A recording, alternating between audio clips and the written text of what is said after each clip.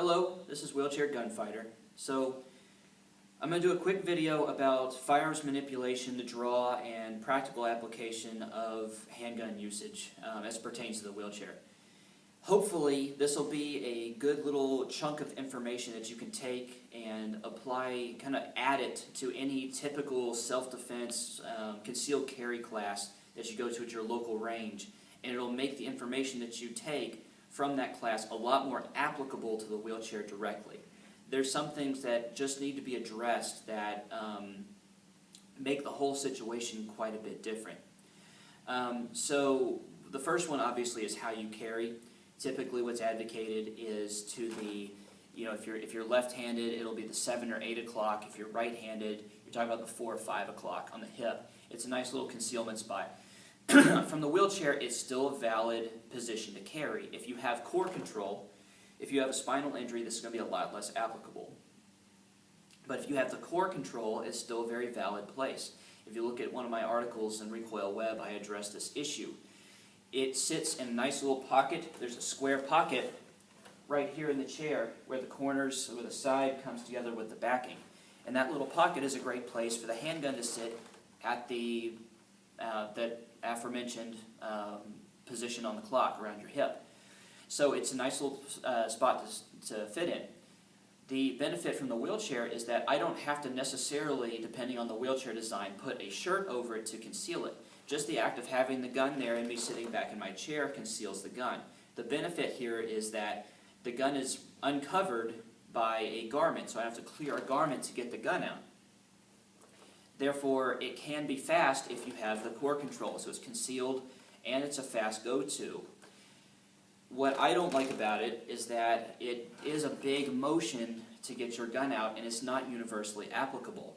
If you don't have that core control, it's not going to work for you. What I found to work much better most of the time is a traditional appendix carry or something like this, a cross-draw method. You saw one of my earlier videos about my two-gun rig that I have, the overbelt that I wear, and it has two cross-draw holsters like that. I just throw an overshirt over it and it conceals really well. That works really well. Fanny pack accomplishes the same thing. Not uncommon for wheelchair users to keep extra things. It's hard to get into pockets. A lot of wheelchair users use fanny packs. It's nothing. It doesn't scream that guy's got a gun like a lot of able-bodied handgun carriers like it might do for those people. People just don't wear fanny packs anymore, but it's still a valid option if you're in a wheelchair. But it accomplishes the same thing. You still have the cross-draw method. The gun is right here in your front. The idea here is that the gun is to the front of your body. Now, I've heard a lot of really dumb arguments, or dumb in my opinion, against having the gun in front of your body. One of them is that it's harder to retain the firearm. This is true if your attacker is in front of you. The reality is it's hard to retain a gun if the attacker is anywhere directly between on the side of where your gun is and you don't see him coming. That's just the nature of weapon retention. If they get the drop on you and they are the closest ones to your gun, yeah, it's going to be hard to retain your gun. Now, your gun being in the front, you have both hands to protect your gun. If your gun is behind you, number one, you can't see someone coming up behind you to snatch your gun. Cue in their open carriers who wear their gun back on their hips. Yes, that does happen to people. People get jumped for their guns. They get grabbed from behind. Maybe you should look into that. When the gun's to your front, I can protect my gun very well. Moreover, if I need to do something really up in close, someone comes and gets in close with me, I can come in here and I can engage this way. So that still remains an option. So I'm a big fan of having the gun in the front, and I found that it works for a lot of wheelchair users, keeping your gun in the front. So that's something to look into to begin with.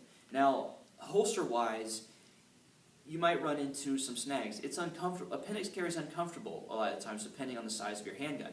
This is a full-size SIG P2.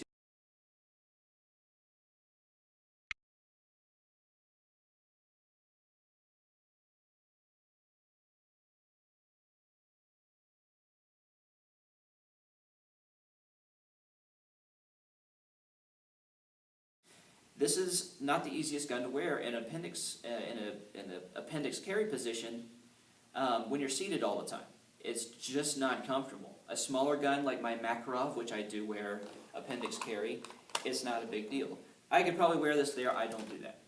So keep in mind your gun is going to, what you have to carry is going to push that a little bit.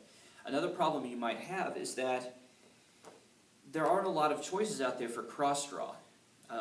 The market is pretty much driven by appendix, the hip carry, what most people do. Not a lot of people cross-draw. So you might have to find something that's a little bit more custom-made. The holsters on my 2-gun rig are custom-made from Gunfighter Inc. So any typical Kydex holster company, particularly local ones, shouldn't have any problem making a custom holster. So just bear that in mind. That's going to be a hurdle for you potentially. So don't sweat it, but do bear in mind that that's an issue, or it could be an issue. Now, some differences in handgun manipulation. And I'm not going to go through the full, this is your grip and all of that. This is supplementary information. Most of basic combat, self-defense handgun knowledge still applies. Most of it still applies. There are some things that I want to address, though, that are different, and some that you just need to add in. One is that utilizing the handgun from the wheelchair, if you can do it, almost requires the ability to fire the weapon equally well from both hands. And here's why. A lot of combat handgun situations, you're given a threat from a given direction. You have to turn to face that threat and present your handgun. That's fine, except how much time does it take for someone in a wheelchair to do that? Right? The amount of time it takes to shift the entire chair, draw your weapon, and fire. Remember, those who are instructor positions watching this video, we need our hands to move. So we can't draw and move at the same time most of the time. There's scenarios where that's applicable, but as a rule of thumb, okay, to take flat ground and take the static position, you have to work from there first. Okay, so flat range mentality, I can't do both at the same time unless you've got a lot of skill. So can it be done? Yes.